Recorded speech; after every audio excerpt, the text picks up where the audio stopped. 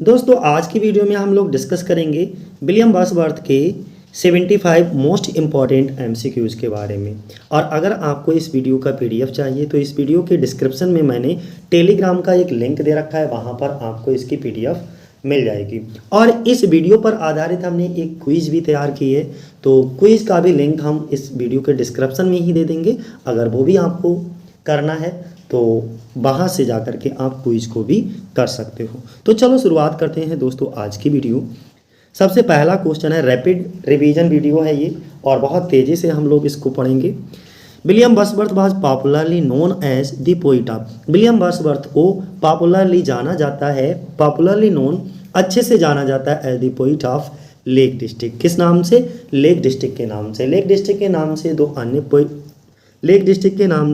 दो अन्य पोइट भी जाने जाते हैं, एस टी कॉलरेज और रॉबर्ट साउदी। कौन कौन? एस टी कॉलरेज और दूसरे रॉबर्ट साउदी। बात याद रहेगी। चलिए नेक्स्ट दूसरा क्वेश्चन हमारा है, William Wordsworth was born at. William Wordsworth का जन्म कहाँ हुआ? तो कॉकरमाउथ कम्बरलैंड में हुआ था। कहाँ?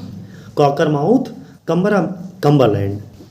Next, why is the year, why means क्यों, इज द ईयर साल 1798 taken to be the beginning of romantic movement. यानी कि 1798 जो है वो रोमांटिक मूवमेंट का शुरुआत क्यों माना जाता है?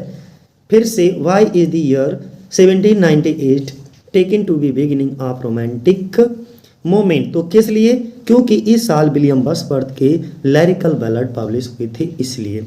तो जब वो 1798 में विलियम वर्ड्सवर्थ के लिरिकल बैलेड पब्लिश हुए, उसी साल से जो है रोमांटिक मूवमेंट की बिगिनिंग यानी कि शुरुआत मानी जाती है।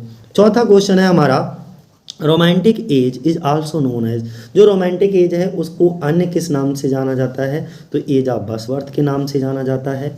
पांचवा क्वेश्चन, इन विच ईयर, कौन सी साल विलियम वर्ड्सवर्थ ने एडिड जोड़ा, प्रीफेस प्रस्तावना जोड़ी, किस में? To his lyrical ballad. जो उनके लिरिकल बैलेड्स आए थे उसमें प्रस्तावना को कब ऐड किया? तो 1800 में ऐड किया। कब? 1800 में दोस्तों। और 1802 में अपेंडिक्स को जोड़ा था, ध्यान बनाए रखना।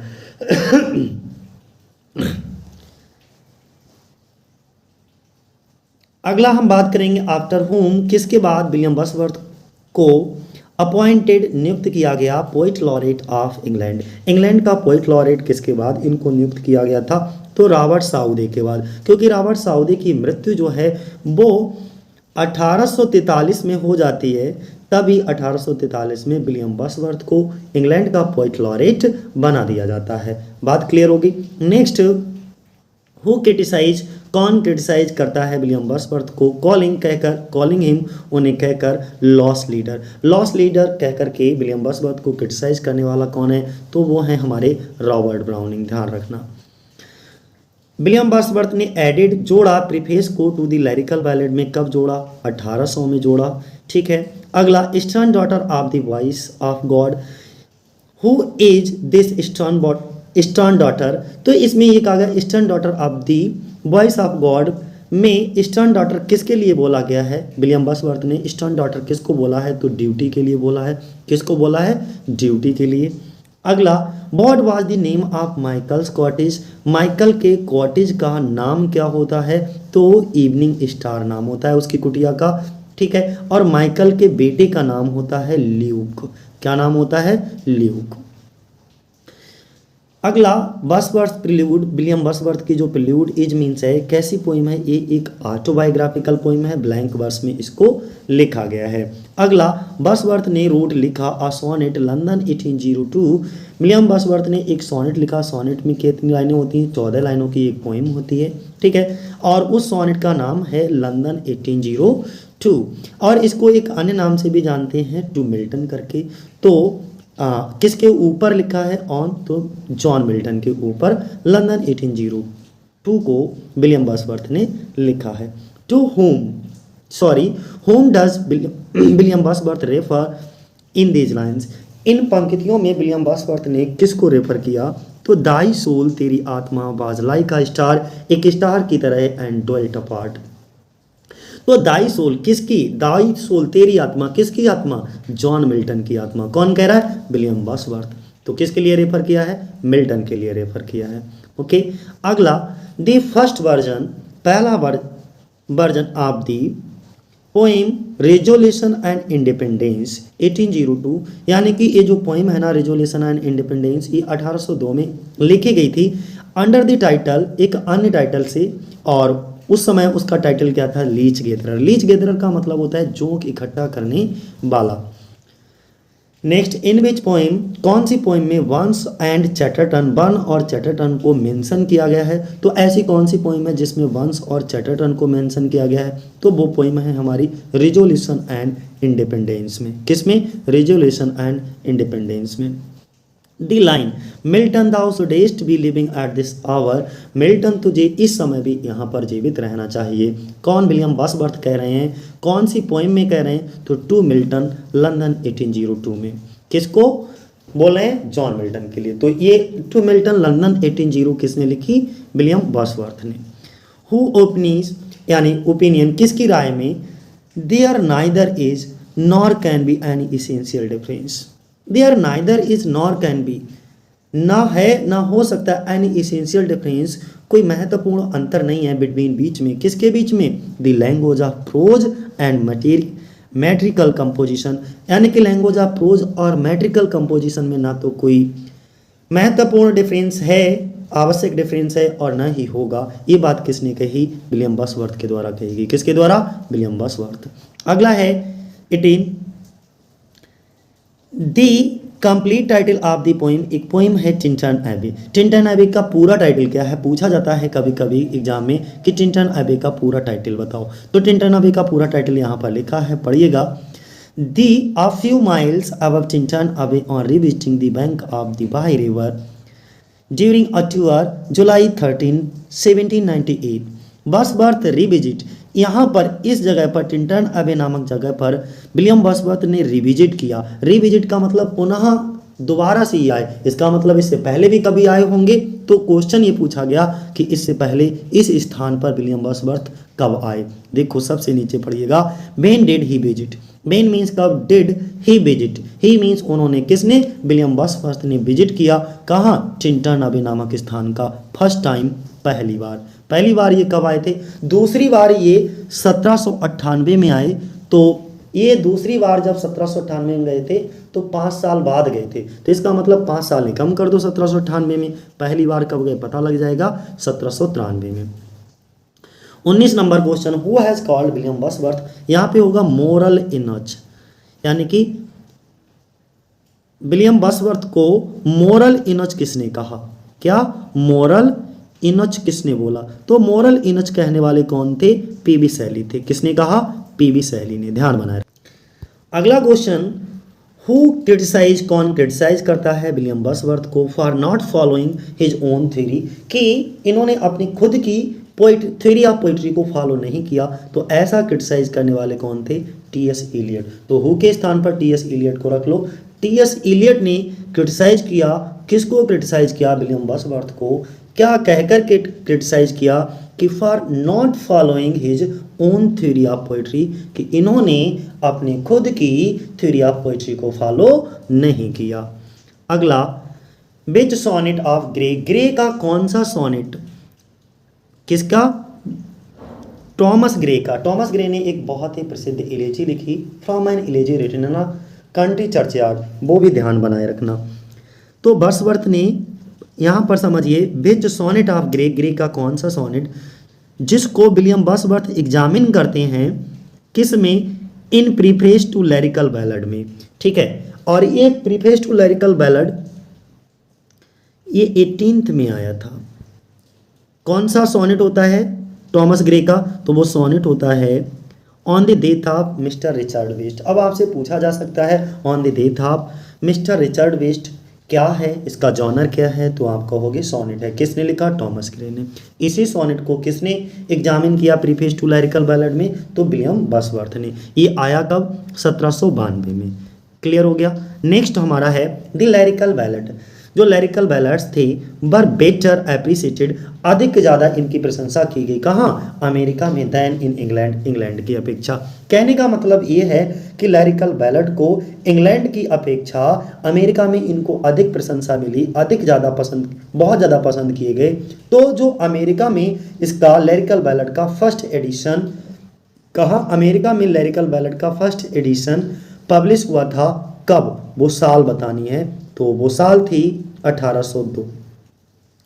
अमेरिका में लिरिकल बैलड का सबसे पहला पब्लिकेशन कब आया था? 1802 में सबसे पहली बार फर्स्ट एडिशन जो है वो पब्लिश हुआ था। बात क्लियर हो गई? तो आगे बढ़ते हैं हम लोग, नेक्स्ट मूव करेंगे 23 नंबर पे। विलियम वर्ड्सवर्थ ने पब्लिश किया descriptive sketches and evening walk. ये दोनों इनकी एक पोइटिक कलेक्शन है। डिस्क्रिप्टिव स्केचेस भी इनका एक पोइटिक कलेक्शन है और इवनिंग वॉक भी इनका एक पोइटिक कलेक्शन है। और ये पोइटिक कलेक्शन इनका कब पब्लिश हुआ है वो बताना है आपको। तो 29 जनवरी 1793 को। कब पब्लिश हुआ है? 29 जनवरी 1793 को। इसके बाद इन विच लैंग्वेज, कौन सी लैंग्वेज में was the solitary girl singing.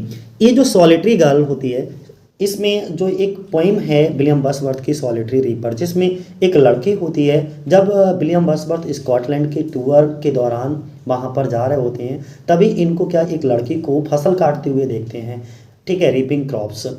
तभी ये क्या हो रही होती है, वो अकेली लड़की जो है अपने खेतों में फसल को काट रही होती है। उसी समय फसल को काटते काटते, अपने काम को करते करते एक गाना भी गुनगुना रही होती है। उस गाना को वहाँ से विलियम वर्ड्सवर्थ जब गुजर रहे होते हैं तो सुनते हैं। तो यहाँ पे क्वेश्चन ये किया गया कि जब विलियम वर्ड्सवर्थ ने उस अकेली लड़की को वो गाना गाते हुए सुना, वो गाना किस लैंग्वेज में गा रही थी? तो वहाँ पे इर्स लैंग्वेज गैलिक यूज किया गया है, जिसका मतलब होता है विलियम वर्ड्सवर्थ को वो लैंग्वेज समझ नहीं आई जिस लैंग्वेज में वो अकेली लड़की स्कॉटलैंड की गाना गा रही थी। बात क्लियर है? नेक्स्ट 25 नंबर पे इन विच पोइम, कौन सी पोइम में ब्राउनिंग राइट्स लिखते हैं अबाउट वर्ड्सवर्थ के बारे में? कौन? रॉबर्ट ब्राउनिंग राइट्स लिखते हैं किसके बारे में? वर्ड्सवर्थ के बारे में।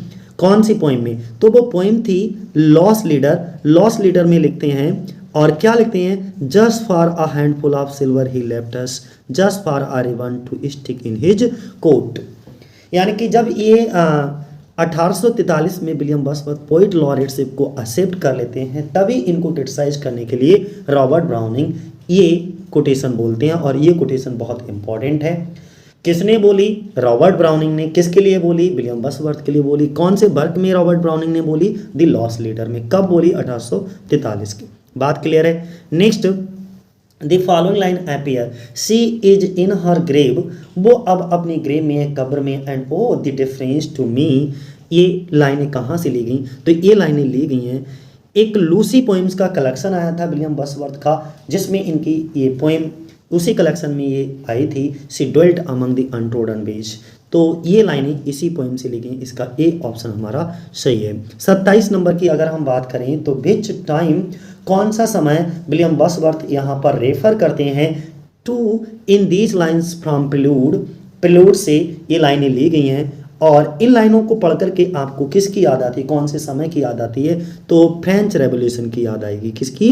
French revolution, the period of French revolution. क्या? Europe at this time, at that time Europe उस समय बहुत थ्रिल्ड विद जॉय, एकदम जॉय से भरा हुआ था, ठीक है। France standing on the top of golden hours, और फ्रांस में उस समय अपने गोल्डन आवर के टॉप पर था। And human nature seeming born again, ऐसा लग रहा था कि ह्यूमन नेचर जो है वो फिर से एक बार जन्म ले लिया है।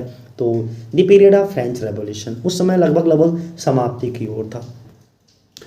अगला which poem these lines have been taken from, और आगे विच पोएम दीज लाइन्स, कौन सी पोएम से ये पंक्तियाँ ली गई हैं? ये कुछ पंक्तियाँ आपके सामने दी गई हैं इस स्लाइड में। आपको ये बताना है कि ये पंक्तियों को पढ़ो, और पढ़ करके हमको ये बताओ कि ये पंक्तियाँ कहाँ से ले गई हैं, ठीक है। तो देखो, they flash upon that inward eyes, they means बे।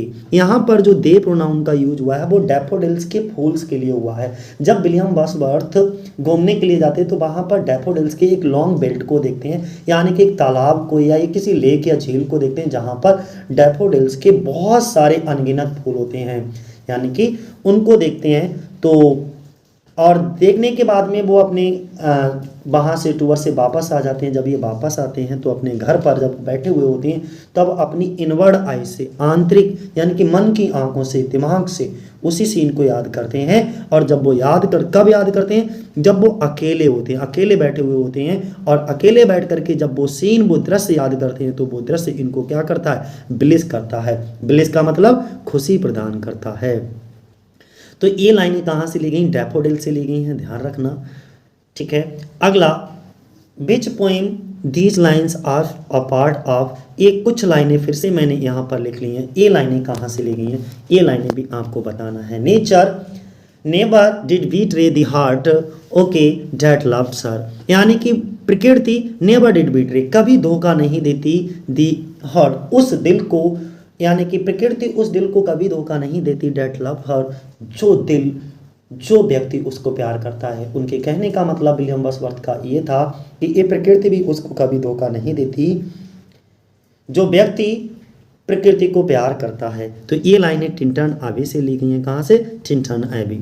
अगला हम बात करेंगे the following line are taken, ये लाइनें कहाँ से ली गई? कौन सी लाइनें? To me the meanest flower that blows can give thought that do often lie too deep for tears। ये लाइनें कहाँ से ली गई हैं? To me the meanest flower that blows can give thought।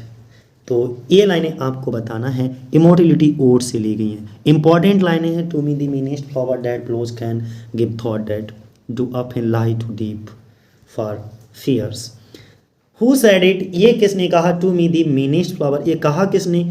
तो भाई यहाँ पर ये पीजीटी के 2004 में पूछा गया है, यानी कि यहाँ पर ये लाइनें विलियम वर्ड्सवर्थ के द्वारा कही गई हैं, लेकिन चारों ऑप्शन में से विलियम वर्ड्सवर्थ का कहीं पर कोई नाम नहीं है, तो डी ऑप्शन हमारा सही होगा। अब आपसे ये भी पूछा जा सकता है विलियम वर्ड्सवर्थ ने इन लाइनों को कहाँ कहा है, तो ध्यान बनाए रखिएगा इमोर्टलिटी ओड की ये लाइनें हैं। अगला 32 number question, the child is the father of man, ये लाइनें कहाँ से कही गई हैं? यानी कि चाइल्ड इज द, बहुत इंपॉर्टेंट लाइनें हैं। और कौन सी की? माई हार्ट लीव्स अप की लाइनें हैं, सी। अगला, the following lines are taken from the sweetest thing that ever grow beside, the sweetest thing that ever grow beside, ये कहाँ से ली गई हैं? तो ये भी बहुत इंपॉर्टेंट लाइनें हैं। The sweetest thing that ever grow beside a human door, to Lucy की लाइनें हैं। कहाँ से हैं? टू लूसी की लाइनें। अगर आपका इसका डिटेल एक्सप्लेनेशन पढ़ना है तो मैंने अपने दूसरे चैनल पर इसको बहुत डिटेल ही समझाया है, लगभग 1-1.5 घंटे की वीडियो है, वहाँ से भी आप देख लीजिएगा। यहाँ पर तो बस एक रैपिड रिवीजन के लिए इस चैनल पे इस वीडियो को मैं डाल रहा हूँ। अगला, ये लाइनें कहाँ से ली गई हैं? इन लाइनों को आपको बताना है, ठीक है। Our birth is but sleep and forgetting, हमारा जन्म जो होता है but a sleep and forgetting, और इसके बाद जब हम मर जाते हैं, दूसरी दुनिया में चले जाते हैं तो सब कुछ भूल जाते हैं, दोबारा जन्म लेते हैं, ठीक है, तो भी हमें कुछ भी याद पिछले जन्म का नहीं होता।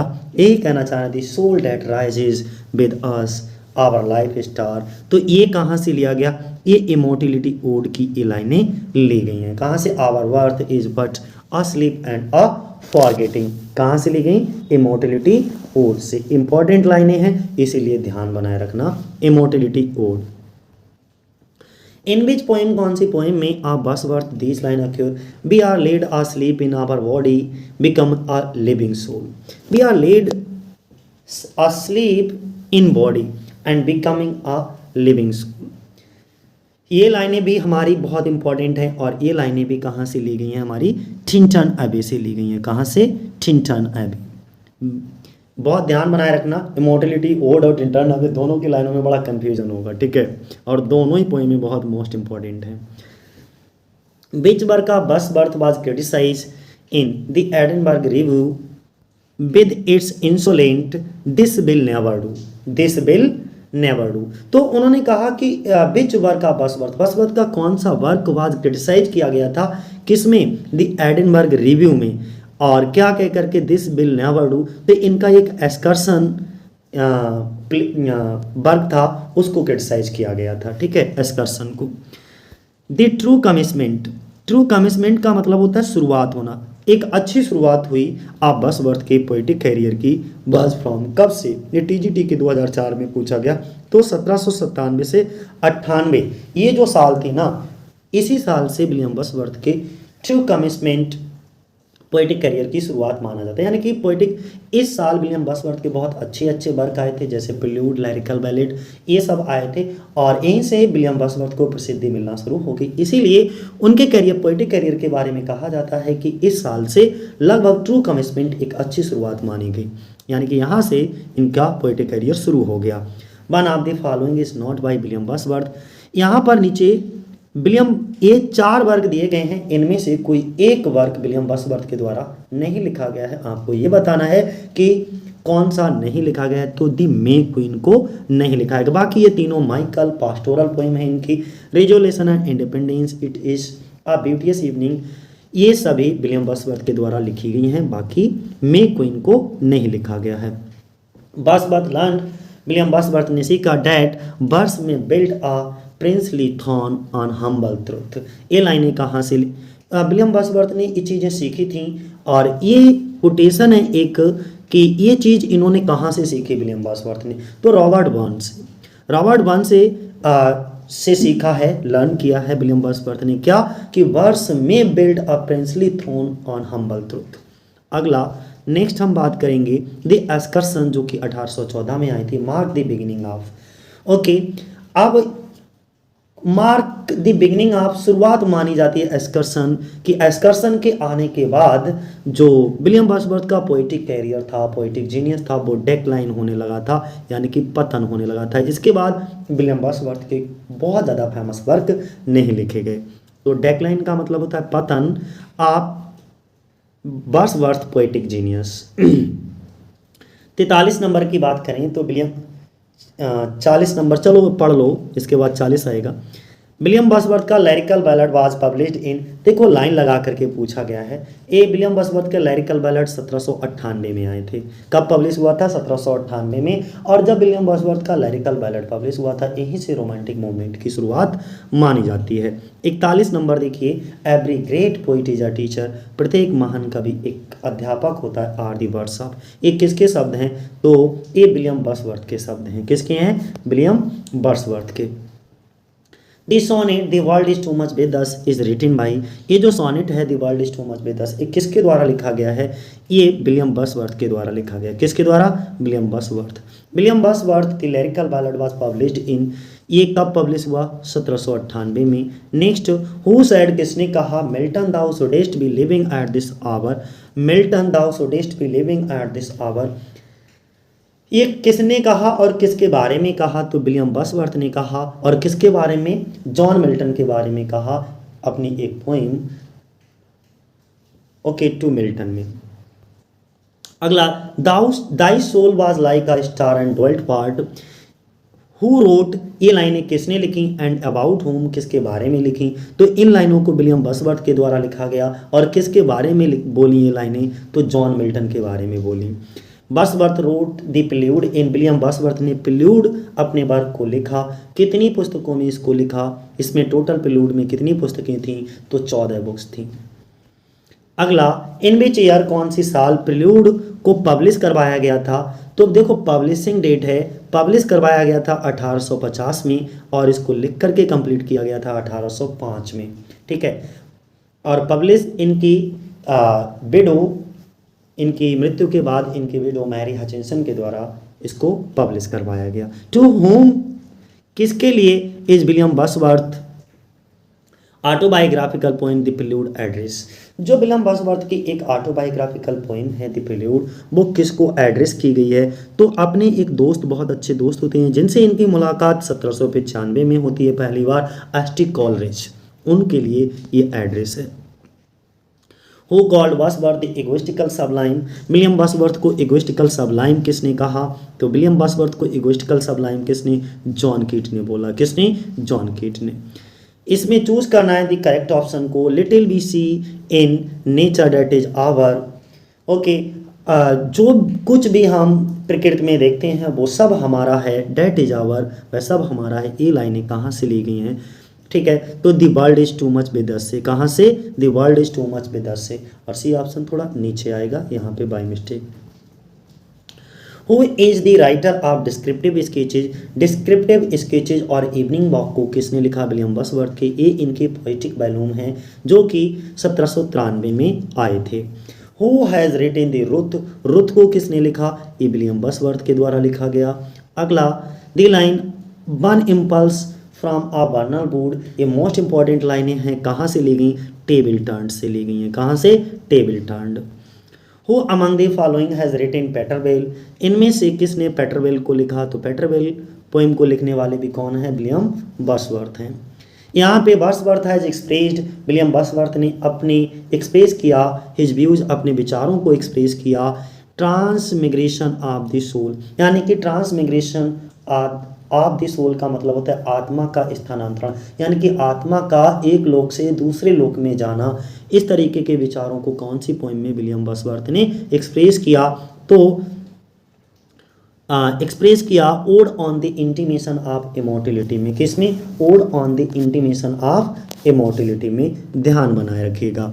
ठीक है, अगले हमारा क्वेश्चन है which of this travel poem, इनमें से चार ऑप्शंस आपके सामने दिए गए हैं, चारों ऑप्शंस में से विलियम वर्ड्सवर्थ की कौन सी पोइम्स या कौन सा पोइटिक वॉल्यूम वो ट्रैवल पोइम के नाम से जाना जाता है, या ट्रैवल पोइम क्या कहा गया, these travel poem belong to William, तो कौन सी ट्रैवल पोइम, डिस्क्रिप्टिव स्केचेज।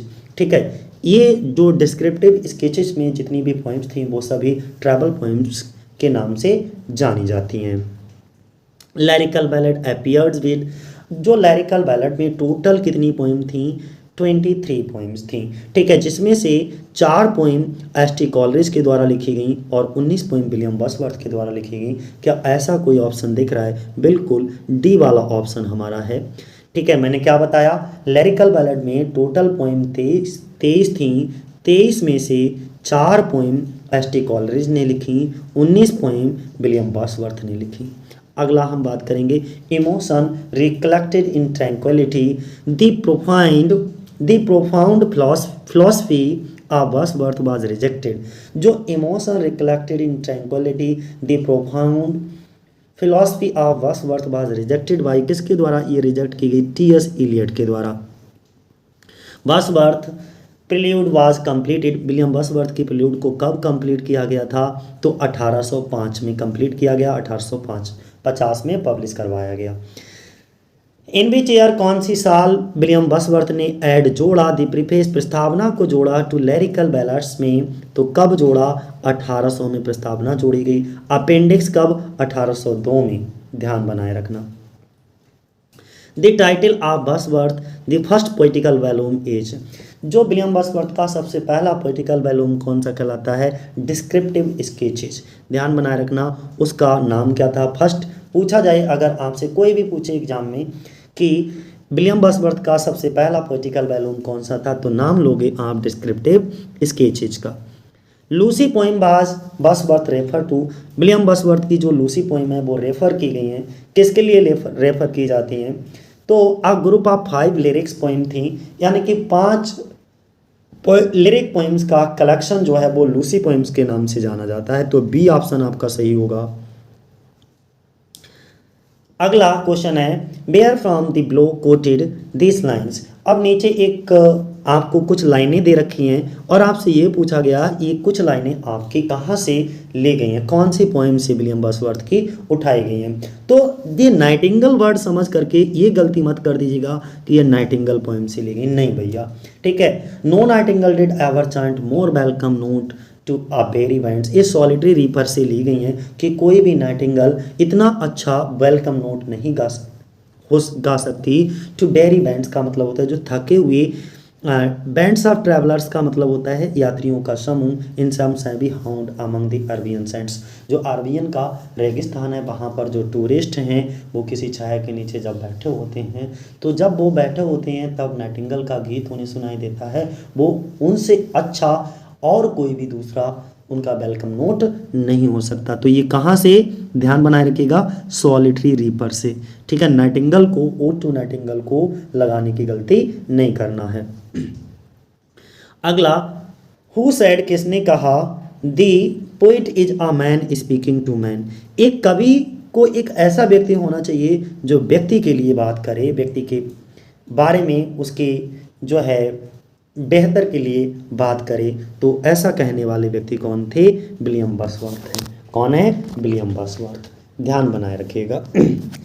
अगला उन्होंने कहा है कि 65 पे, इन विच पोइम, कौन सी पोइम हैज़ वर्ड्सवर्थ डिस्क्राइब की गई different mood off nature, William Wordsworth की कौन सी पोइम में डिफरेंट मूड ऑफ नेचर, प्रकृति के यानी कि अलग अलग मूड्स, अलग अलग स्वभाव को डिस्क्राइब किया गया है? तो वो टिंटन एबी में, lines written above Tintern Abbey में डिफरेंट नेचर के डिफरेंट मूड्स को डिस्क्राइब किया गया है। अगला, who among these is the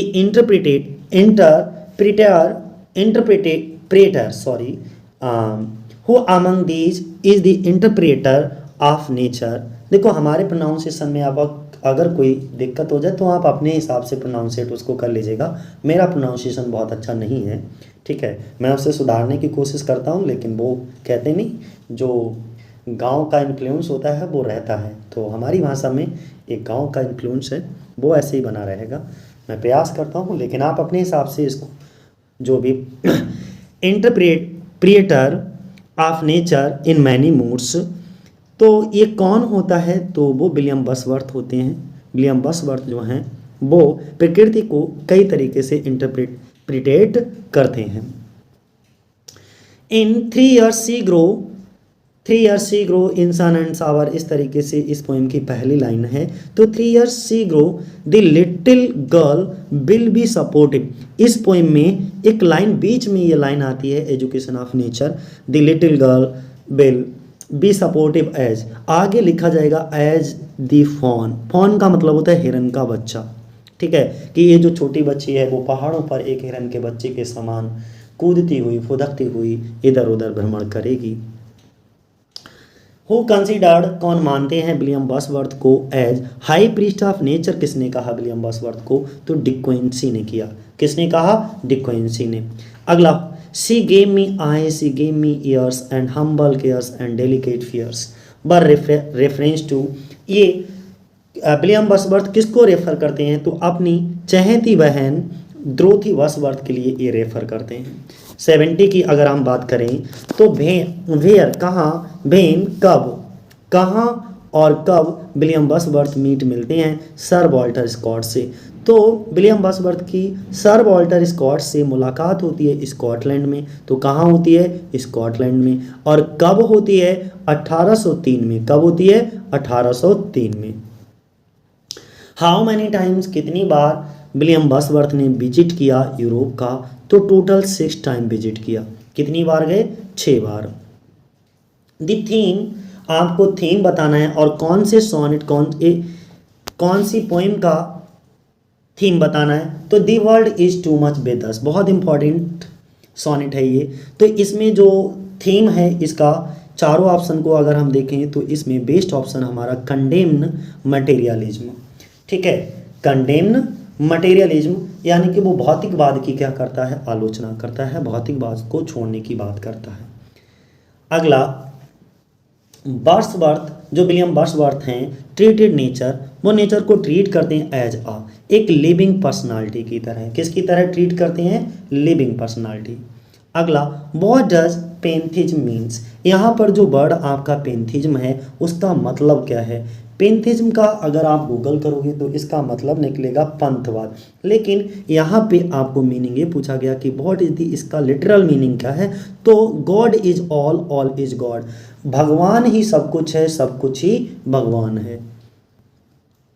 और आज की वीडियो का सबसे अंतिम और लास्ट क्वेश्चन देखिए, from where did Wordsworth get idea, from where, कहाँ से, did William Wordsworth get idea, उन्हें ये आइडिया कहाँ से मिलता है? डैट की education of nature is superior, education of nature is superior to bookish learning, यानी कि जो प्रकृति की शिक्षा है वो कहीं अधिक श्रेष्ठ है, कहीं अधिक अच्छी है। किससे?